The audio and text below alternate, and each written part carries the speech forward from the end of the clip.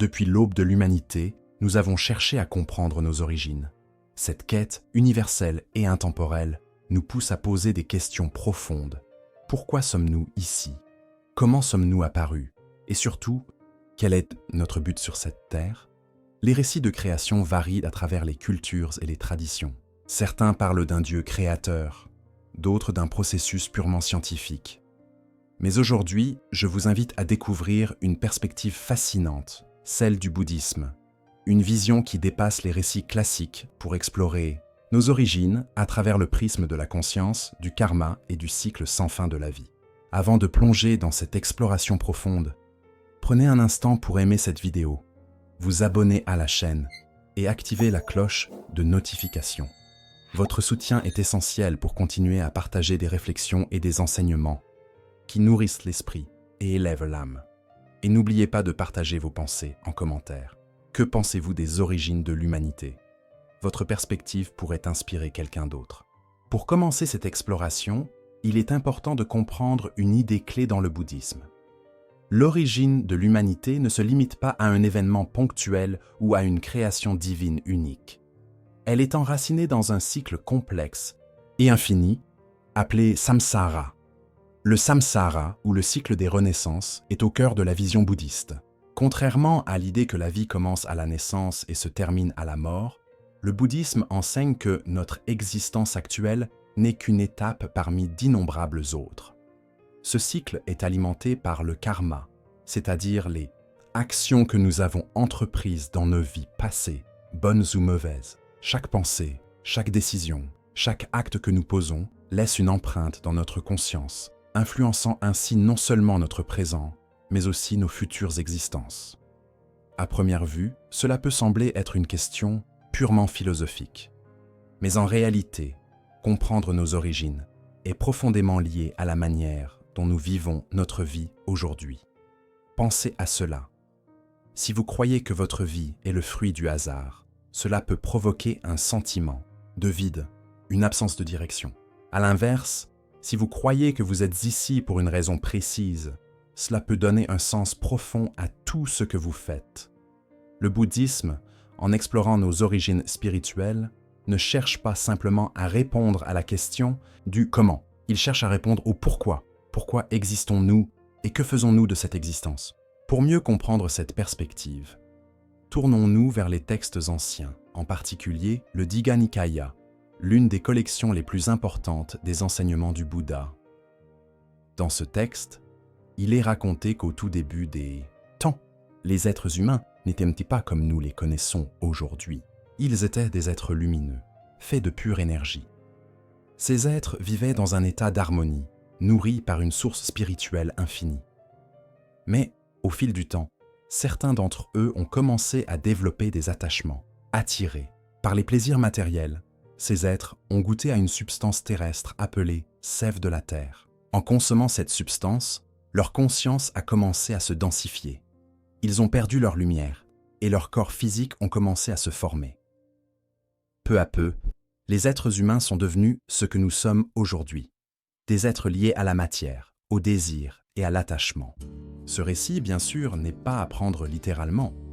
Il est chargé de symbolisme et offre une métaphore puissante sur notre condition humaine. Le passage de l'état spirituel à l'état matériel illustre notre propre expérience quotidienne.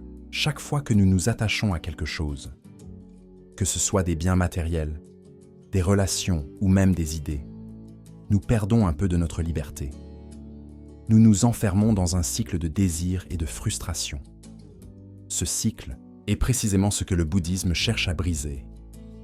Dans les enseignements bouddhistes, l'attachement est vu comme l'une des principales causes de la souffrance. Lorsque nous cherchons constamment à posséder, à contrôler ou à retenir ce qui est impermanent, nous créons un déséquilibre en nous-mêmes. Mais voici la bonne nouvelle. Si l'attachement est l'origine de notre souffrance, alors le détachement est la clé de notre libération. Et cela ne signifie pas abandonner tout ou vivre comme un ermite. Cela signifie apprendre à apprécier ce que nous avons sans nous y accrocher, à vivre pleinement dans le moment présent, sans être prisonnier du passé ou anxieux pour l'avenir. Le bouddhisme propose plusieurs pratiques pour nous aider à dépasser ces attachements. Voici quelques-unes des plus puissantes. La méditation sur la pleine conscience, Vipassana. Prenez un moment chaque jour pour observer vos pensées et vos émotions sans jugement. En devenant conscient de vos attachements, vous pouvez commencer à les libérer. La méditation sur l'impermanence, Anicca. Réfléchissez à la nature temporaire de toute chose. Cette pratique vous aidera à voir la beauté du moment présent sans chercher à le retenir. La pratique de la compassion, Metta. En cultivant l'amour et la compassion pour tous les êtres, vous transcendez les limites de votre égoïsme et découvrez une connexion profonde avec le monde qui vous entoure. Pour illustrer ces concepts, permettez-moi de vous raconter l'histoire de Maya, une femme dont la vie était marquée par le poids des attentes et des attachements. Maya était une entrepreneuse prospère. À première vue, elle avait tout. Une entreprise florissante, une maison luxueuse et une reconnaissance sociale enviable. Mais au fond d'elle-même, Maya se sentait vide. Elle passait ses journées à chercher la validation des autres, à accumuler des biens et à essayer de maintenir un contrôle absolu sur sa vie. Un jour, Maya a participé à une retraite de méditation bouddhiste.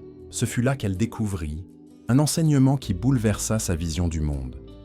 Tout ce à quoi elle s'accrochait était impermanent.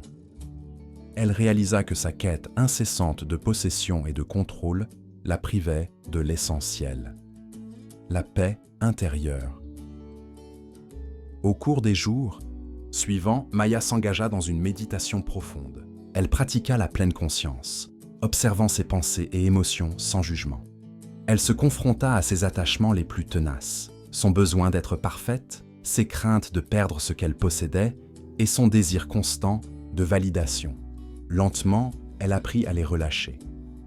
Après cette retraite, Maya a décidé de transformer sa vie. Elle n'a pas abandonné son entreprise, ni renoncé à ses responsabilités, mais elle a changé la manière dont elle les y abordait. Elle intégra la méditation dans sa routine quotidienne, apprenant à rester présente et à accepter la réalité telle qu'elle est. Elle cessa de chercher l'approbation extérieure et commença à trouver de la satisfaction dans des actes simples. Partager un repas avec sa famille, écouter le chant des oiseaux le matin, ou simplement respirer en pleine conscience. En relâchant ses attachements, Maya découvrit un sens de liberté qu'elle n'avait jamais connu auparavant.